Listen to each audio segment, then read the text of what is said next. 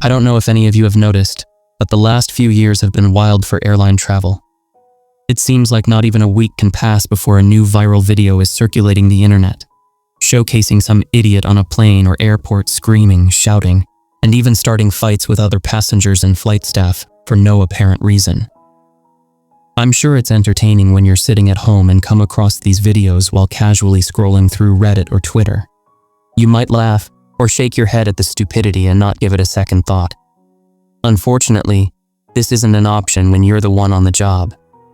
I can't even count the number of times I've had to call security to deal with a rowdy or straight-up violent customer in the airport over the last couple of years.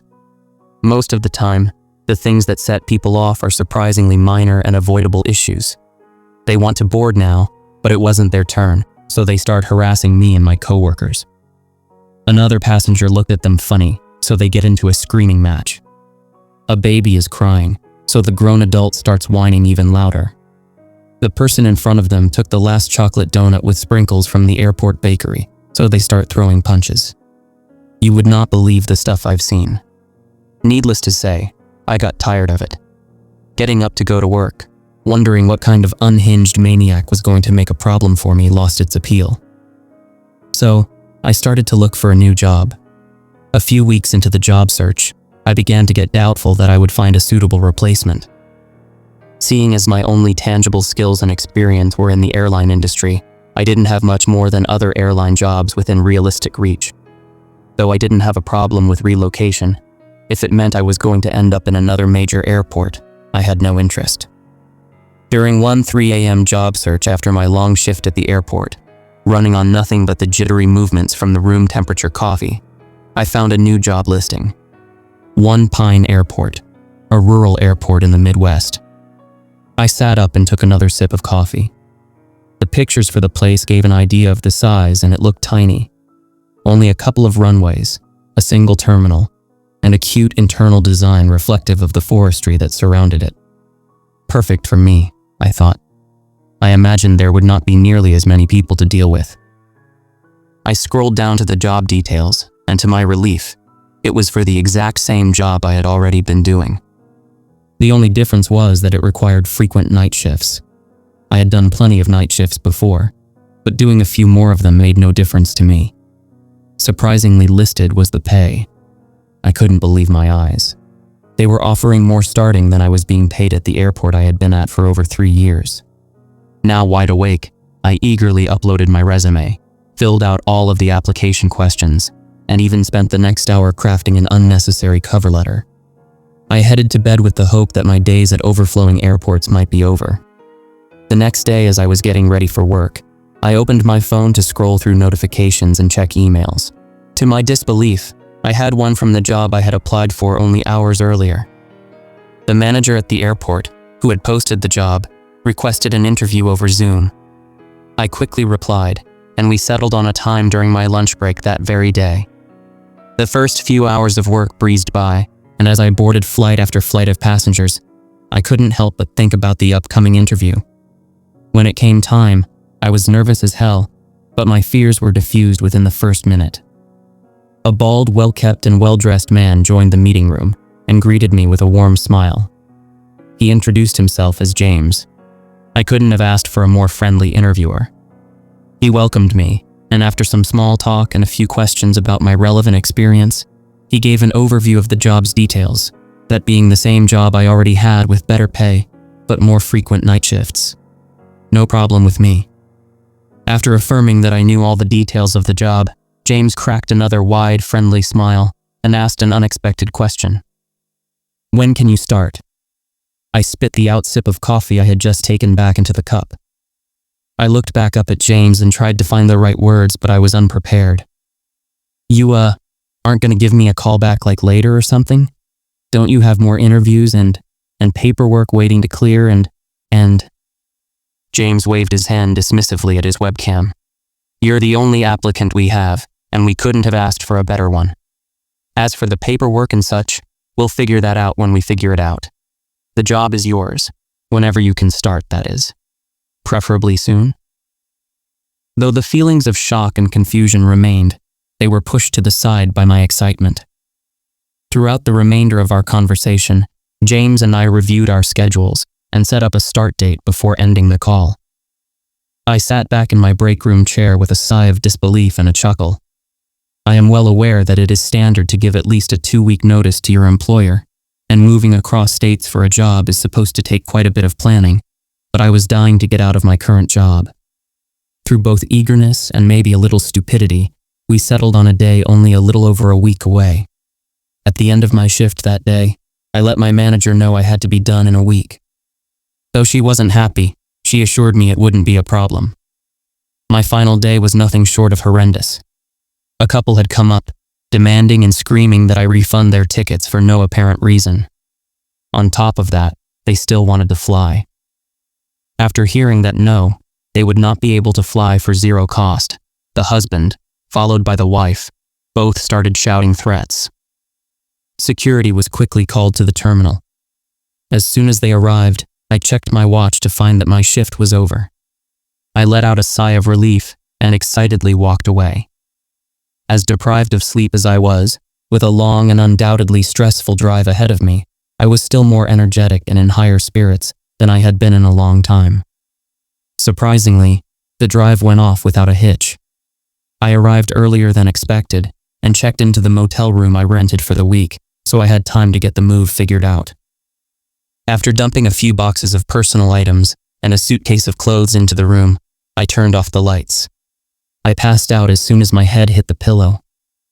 I energetically awoke that evening to prepare myself for my first shift. I quickly got dressed and started the drive in hopes of arriving plenty early. Naively, I hadn't considered how my unfamiliarity with the roads would slow me down, and after a staggering amount of wrong turns, I arrived at the little airport with only minutes to spare. The airport was even smaller in person than I had imagined it to be from the pictures. I quickly walked through the entrance and was greeted by the small team of security. After notifying them that I was there for work and that James had been waiting for me, they hurried me through without so much as a question. The security, the architecture, the beautiful scenery that surrounded it. Nothing about this airport couldn't have felt more welcoming. I walked through to find the single terminal inside, devoid of any passengers, with James sitting behind a counter at the end. After a moment, he looked up, and upon making eye contact with me, his tired face lit up. I was about to apologize for my tardiness, but didn't have the chance, as he rushed to show me the employee locker room, where he had my new employee uniform and badge waiting inside my very own locker. He told me to get changed and to meet him outside right away. I did as he asked, and within a couple of minutes, I walked out to find him back behind the console at the counter, gathering his belongings. He noticed me approaching and glanced up, thanking me for showing up and starting so soon as he handed me a fresh cup of coffee. He also apologized for not being able to stick around long for my shift, but he sounded sure that he wasn't all that worried. I have to be going now. I've been on duty for 17 hours. I know you're plenty familiar with our systems and software. You know what you're doing. He assured me with a pat on the back before walking out from the desk. He turned and added, "It'll be a quiet night for you anyway. No flights scheduled. Just sit back, relax, and oh yeah, most importantly, I nearly forgot." He reached into his bag and pulled out a single sheet of laminated paper and held it in front of me. "Give this a read as soon as you can. Go over it a few times if you need. Don't deviate from it." I took it, but before I could even get a look, I noticed James begin to walk toward the exit, along with every single one of the security guards and the cashier who had just closed down the only shop in the airport. I then noticed that all of the scanners and metal detectors at the security gate were shut off. I started to panic. "Hey, James, where is everyone going?" I shouted. The first words I had managed to speak to my new boss since arriving. He stopped and turned back again. "Oh yeah, another thing I ought to have mentioned. Everyone except whoever is working the night shift in, well, your position takes off right around now. Don't worry, security will be back sometime around 5 a.m. You've got this place to yourself. Grab a magazine from the little store in there if you get bored. Feel free to snag yourself a couple of snacks too." He began to walk away again before briefly turning and pointing at me. "But before you do anything, read that list. You'll need it." I stood, dumbfounded as I watched my new boss along with all of the other airport staff leave. I started to wrap my head around the fact that I had an empty airport to myself for 10 hours, with nothing to do and no one to deal with, all while I was getting paid the highest wage I had ever earned. As much as thinking about it delighted me, I turned my attention toward the sheet of paper I almost forgot I was holding on to. James said to follow whatever list was on it, so I figured I ought to take a look. I walked behind the airport counter and sank into one of the seats behind it. I took a sip of coffee and finally took a serious look. A total of 6 rules were neatly spaced on the sheet. Rule 1. All lights in the airport are to stay on at all times. If one is off, or if you are to accidentally turn one off, turn it back on as soon as possible. If a light seems to be broken or is out and unable to turn back on, calmly exit the area. Report the outage to James or maintenance when possible. Do not listen to the sounds. Do not listen to the voices. Rule 2. Rule 2 pertains to rainy or stormy weather. If it is raining or storming outside, disregard rules 3, 4, and 5. They will not be a concern during these types of weather conditions. Stay inside at all times. Do not use the men's restroom and avoid going near it entirely if possible. Rule 3. Sometime between 11 p.m. and 1 a.m., a young woman will walk out of the women's restroom. She will enter the terminal and sit, occasionally getting up to walk around or change seats. Her name is Elizabeth. She will attempt to make conversation, but you must not reciprocate.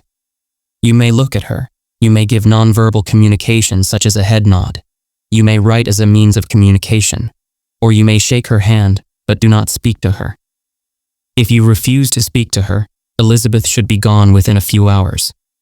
If you happen to make such a mistake, go to the men's restroom and wait for her to leave. Rule 4. At around 1 or 2 in the morning, a janitor in blue coveralls will arrive at the front entrance. Crack open the door and ask for his name. If he says his name is Simon, let him in. If he gives you any name other than Simon, shut the door and lock it without another word and walk away. If the janitor is Simon, he will attend to the janitorial needs of the airport. If he asks to clean where you are standing, oblige him.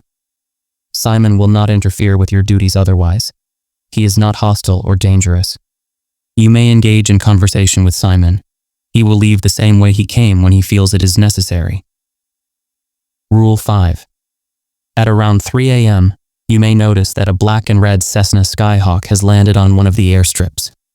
You will never see it land, and you will never see it take off. It will just appear when you're not looking. After spotting the plane for the first time, do not look at it again. Avoid looking in its general direction, if at all possible. There is a picture of the exact plane displayed inside the terminal, behind the counter. Rule 6.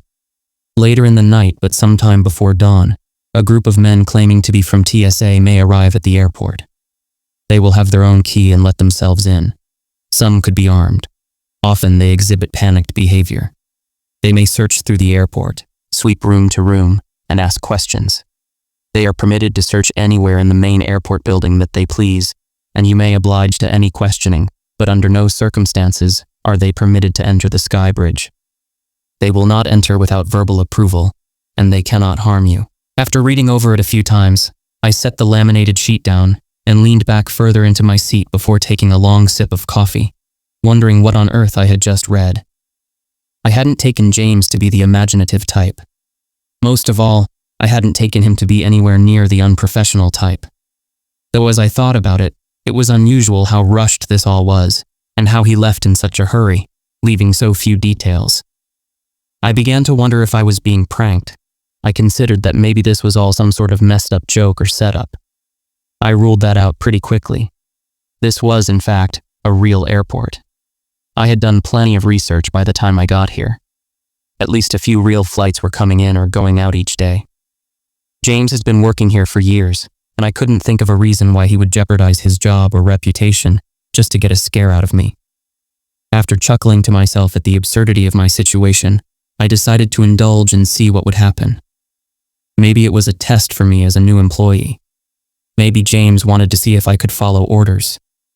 After glancing at the list once more, and realizing the impact Rule 2 had on the number of things I would have to keep track of, I brought up my phone to check the forecast. Clear skies. Not a chance for rain or storms all night. Great, I thought to myself.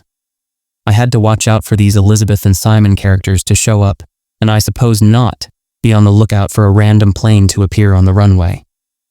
I stood up and grabbed my coffee, walking to the glass panes. I took another sip from my cup while admiring the lit runways along the airfield. It sure was a pretty nice sight. As I was raising my cup to finish what was left, I began to hear the click of shoes on the floor somewhere behind me. Startled, I spun around abruptly, dropping my cup and spilling the remainder of the coffee in the process. At the other end of the terminal seating stood a young woman, around her mid-20s in my estimation. She was holding 2 large leather suitcases in each hand, and had an old-fashioned sense of style with a skirt and heels. Most surprising was her stunning beauty and welcoming smile. "Oh, I'm sorry, dear. Didn't mean to scare you," she expressed with a sincere tone. I opened my mouth, ready to assure her that everything was fine, but I stopped myself. I recalled the list. At this point, I was certain that she was here at James's request, a paid actor determined to make me break the rules. I was more determined not to. Instead, I simply fixed my posture, straightened my uniform, and looked back with a smile. She walked to the counter where she placed her leather suitcases on the ground before closing the distance between us. "Looks like we've got this fabulous airport all to ourselves. I am Elizabeth," she said, reaching out her hand. I shook it, but she didn't seem quite satisfied. "And your name?" I continued to smile and lock eye contact. Her grin grew for a moment before she remarked, "You don't seem to be much of a talkative one." And with that, she turned and started to walk away. I returned to my seat behind the counter, watching her closely as I did. Elizabeth proceeded to the unattended airport shop, and after a couple of minutes of looking over magazine covers and occasionally taking a peek inside, she returned carrying a small stack of reading material. She approached my counter before placing a National Geographic magazine in front of me. "I figured you might like this one. Enjoy," she said, winking before settling on a seat in the first row of the terminal, straight across from where I had been sitting. Remarkably, her intuition was spot on. I may have lived in cities all of my life, but I loved nature, despite how little of it I had gotten to see. National Geographic was a favorite of mine, one I had been familiar with and enjoyed on work breaks from time to time. Rarely was I given this long to be able to read. I was almost tempted to break the rule and thank her for her rather thoughtful act, though I didn't. I stuck to the rule. The next couple of hours were uneventful. Elizabeth and I read through our magazines, occasionally looking up at each other to exchange glances and smiles. Within that time, she had attempted to get me to talk at least 6 more times. I almost gave in when she asked me if I wanted another magazine. At a little past 1:30, I could hear a knock at the front entrance. Elizabeth and I both looked before she remarked, "Oh, that must be the nice cleaner man," with a giggle before returning to her magazine. I walked over to the front doors and sure enough, there stood a man around his mid-30s, sporting a blue janitor suit waiting patiently at the door. I unlocked the door and opened it. As he took a stride to enter, I remembered the most important detail from Rule 4. I closed the door halfway and sternly commanded, "Wait." The man looked up at me with a surprised look. I asked him the question, "What is your name?" The man stared back at me as an innocent smile formed on his face. "I'm Simon," he announced excitedly. "The janitor here. Did James let you know I was coming tonight?" I stood there for a moment, thinking over the rule, before nodding my head and opening the door once again to let him in. Once inside, Simon walked with purpose to the janitor's closet, which was positioned near the men's restroom. I followed him somewhat suspiciously for the next few minutes as he began to clean, but I eased up once I got the feeling that he was just the janitor around here, and that James made up the whole ask for his name thing to make into one of his rules. I returned to my counter in the terminal and continued to read. Occasionally, Simon would pass by, off to do his duties in some part of the airport, or Elizabeth would stand up to look at the various pictures and paintings on display in the terminal. A good half an hour of this would go on before Simon approached the terminal counter with his mop in hand. He seemed to be eyeing up the 2 leather suitcases Elizabeth had set there. Assuming he wanted to clean where they were, I got up to move them. I grabbed each one by the handle but failed to lift them off of the ground. Confused, I stepped back to see if they were stuck on something. They were not. Just 2 suitcases, left right where Elizabeth had set them. I tried to lift just one. Again, I failed. I tried both hands, putting my back and legs into it with all that I had. It wouldn't budge. I looked back up at Simon, who nodded his head in Elizabeth's direction. I turned to look at Elizabeth, who, after noticing my stare and my apparent inability to move her luggage, smiled and stood up. "Let me get that for you," she insisted. With ease, she lifted both leather suitcases and moved them closer to her seat before lowering them, this time letting them drop a few inches. When they hit the ground, a boom echoed through the airport, and I flinched in surprise. I looked back at Simon, who hadn't seemed shocked at all. He just continued to mop. I slowly made my way back to my seat, not taking an eye off Elizabeth for 1 second as I did. After a few minutes, she looked back up from her magazine, noticed my stare, and returned to her reading with a grin. She seemed to find my shock amusing. Eventually, Simon noticed my surprise as well. He paused his mopping and approached me before raising his head. I know. Stick to the rules and everything will be just fine, trust me," he stated quietly. I nodded my head in response. Simon went back to his cleaning. A few minutes passed before Elizabeth had something new to say. "What a remarkable aircraft," she exclaimed, looking out the glass panes facing the runways. I followed her gaze to the lone black and red airplane positioned on the runway. I turned around, looking at the picture displayed behind me. It certainly looked like a match. I turned back to the window and felt my heart sink. A silhouette of a person now stood next to the plane, facing the airport and the windows of the terminal. "Stop looking at it," Simon sternly muttered from behind me. I looked back at Simon, who quickly cowered, seemingly ashamed to have raised his voice at me, but I was grateful he had. I read over Rule 5 again, specifically where it stated to not look at the plane twice. I murmured insults at myself under my breath, but they didn't have much room between my now heavy, frantic breathing.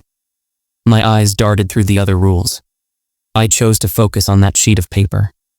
At least it was something other to look at than the plane outside. This went on for a good 10 minutes or so, and my breathing started to calm down. I had begun to pray in my head that whoever and whatever that was would go away when Elizabeth suddenly approached my counter. I snapped my head up in a jittery movement to make eye contact with her. "I'm going to get some more reading material. Want another one of those?" she asked, reaching a hand out to my National Geographic magazine. I looked up and nodded, forcing a smile. As she moved away, my gaze didn't, and once again I found myself looking at the plane on the runway, the silhouette now standing hundreds of feet away from the plane, even closer to the building, and still staring in my direction. Chills ran up my spine as I snapped my gaze back to my desk. I began to shake with fear, and the manic breathing returned. Moments later, Elizabeth returned and placed a new magazine on the counter before running a hand over my shoulder, seemingly to comfort me. Simon then put his hand on my back. "He'll be gone soon and so will the plane. Just don't look at it again," he assured me. "Mind if I clean here?" he then asked. I got up and walked to the end of the counter, watching Simon thoroughly clean the floor before I looked up and let out a soft, "Thank you." He nodded and smiled back. "What was that?" Elizabeth asked. I turned towards her. "Oh, I was just thanking Simon for—" My error occurred to me before I could finish speaking. My eyes locked on Elizabeth as she stood up from her seat, and her smile faded. Her eyes and nose began to bleed profusely as she started to sob, lightly at first, then hysterically. She let out a bellowing screech, a mix of pain and anger. She picked up one of her suitcases and hurled it at me. I barely dodged the ridiculously heavy object before it crashed into the wall behind me. Luckily, I was quick thinking this time, and made a run for the men's restroom, recalling Rule 3. She chased after me, but I slammed the door shut in her face and locked it. Elizabeth pounded on the door with furious anger a few times, but gave up quickly. "So that's how you dance, is it, love?" "I can play that game." She snickered before flipping a light switch outside of the bathroom. The clicking of her shoes faded away. A few minutes of silence passed before laughter started to become audible from the other side of the door. One voice grew to 2. 2 voices grew to 3. 3 grew to 10. While others continued their now hysterical laughing, some began to scream. I crumbled to the floor, covering my ears as the voices went on, only stopped by another flip of the switch. Light beamed through the bottom of the door. It's over now. She's gone, and so is the plane. I've got to be getting out of here soon. Simon's calm and friendly voice called out. I reluctantly exited the bathroom and followed him back to the counter, where he had prepared another coffee for me. Wish I could have done more there, but you'll come to find out that when Elizabeth gets angry, you just gotta let her do her thing.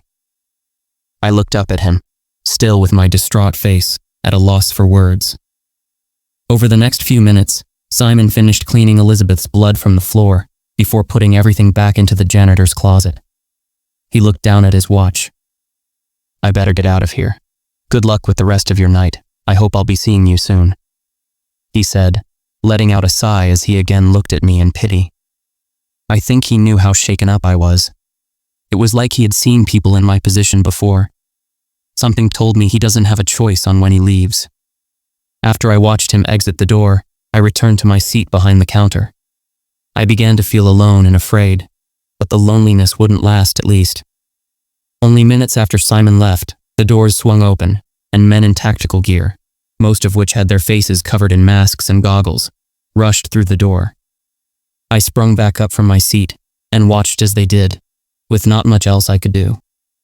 They swept room to room, checking every nook and cranny at gunpoint, ignoring my existence at first.